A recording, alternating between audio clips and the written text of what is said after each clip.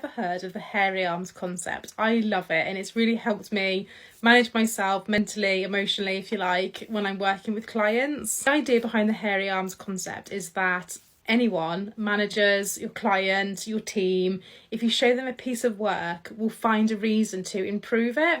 And it's fair to say sometimes their suggestions are not always improvements. So the hairy arm concept is an idea that you would deliberately add something to your work that needs to be removed. So for example, it started where a photographer was getting his hairy arm in the images. So when he showed it to a group of people, they would look at the image and say, yeah, the image is really great, but there's a hairy arm in the picture. And then all he would then have to do is remove the hairy arm and the picture was complete.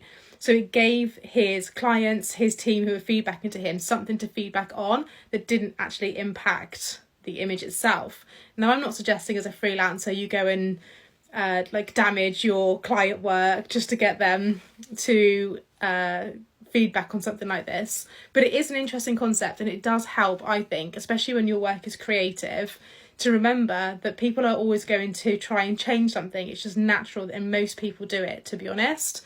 It's quite a secure person, I think, who looks at a piece of work and doesn't feel the need to put their stamp on it.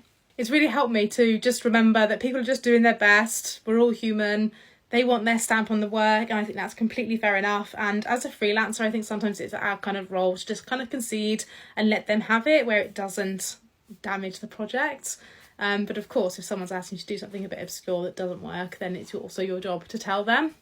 So yeah, let me know if you knew about this concept before. I've always loved it. It's really helped me when I've delivered work to not take feedback too personally, and just to remember that everyone's just trying to have their stamp on the work. And why not? I guess I probably do it myself sometimes as well.